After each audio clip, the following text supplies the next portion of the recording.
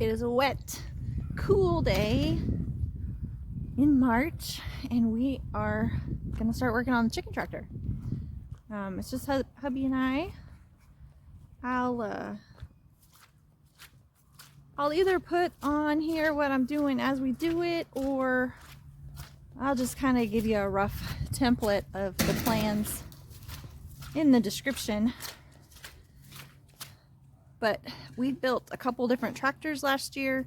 This one was our favorite design. We're using PVC pipe and hardwire mesh, not chicken wire. Big difference. And so yeah, I'll try to set the camera up and get you guys a good angle and put you on hyperlapse, and you can watch us build this thing.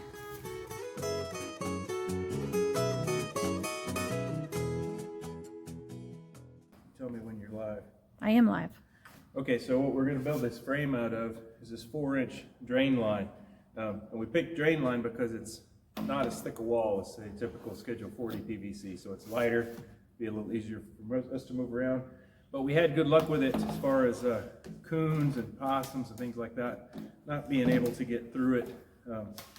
Didn't really try to dig underneath it. Whereas some of the earlier tractors we made with boards was a little thinner, and possums, coons, whatever, were really going through it. So these 10-foot boards, or I'm sorry, these 10-foot pieces of drain line, you can look for deals. I think you'll probably see them around 10 to 12 bucks at Home Depot, Menards, Lowe's, whatever. So that's what we got here. So it's not necessarily the cheapest, but I do think it'll last a long time. We had good luck with the other one. So we're going to roughly make this an 8x8. Should hold 40 to 50 birds. Give them enough room without giving them too much room.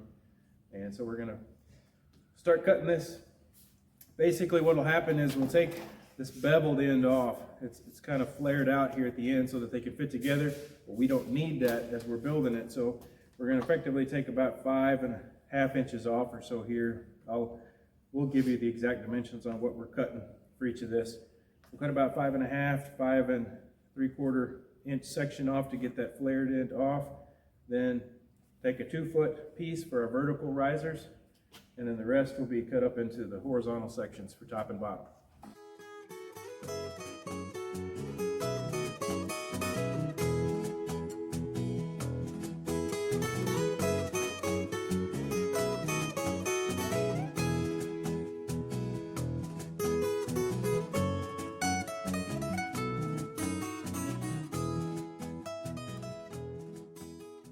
Your blade isn't 6 or 4 inches.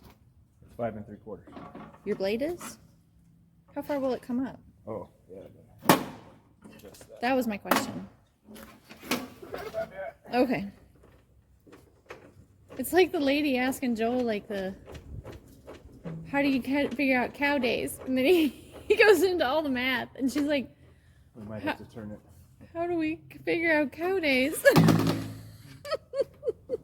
So he does all the math again. It's like, no.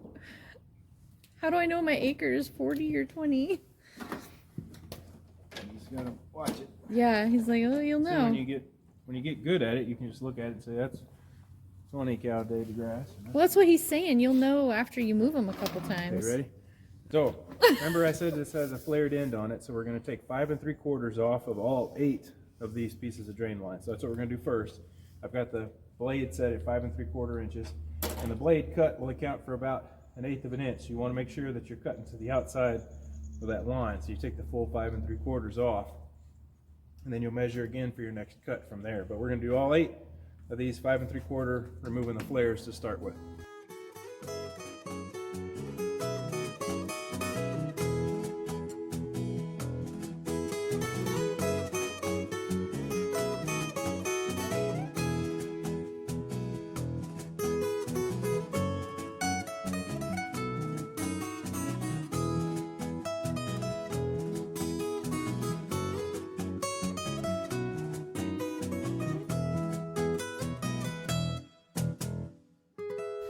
Okay, so from a 10-foot pipe, we cut off what, 5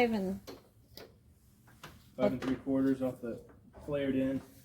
So 5 3/4 flared in. We ended up, of the 8 pipes, we have 24 30 inches, and we have 8 24 inches. 24 inches will be vertical supports, 2 per side.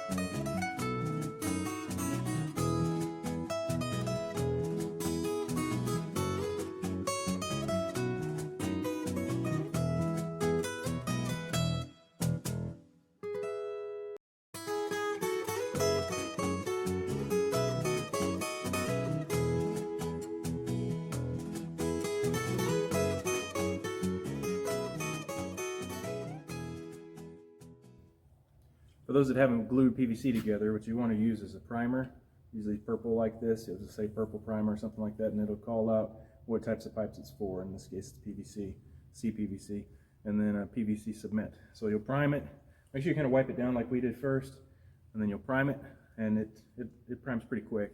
Then you can come right in behind with the cement, and then for a few moments there, it's pretty pliable, but it'll set up pretty quick. So you'll notice we set that and then made sure that our T's were oriented the same way on a level surface. If you don't do that, you can get crooked, and then that makes your walls crooked pretty easily. So make sure you're taking that in consideration and manipulate it while you can before that cement sets up. And we're almost out of cement, so I got to run to the store and get some more. So our cut list was a little bit wrong. It's instead of 24 inches on the pipe, it's supposed to be 20 inches so that our 24-inch wire mesh will meet the pipe kind of in the middle.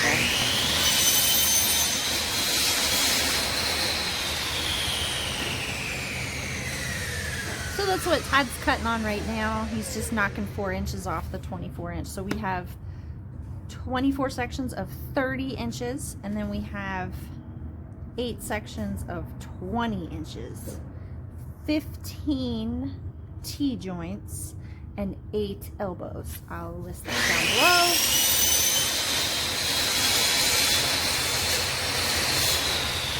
So we're going to use 24-inch wire mesh. That's a little update. I hope you enjoy watching this.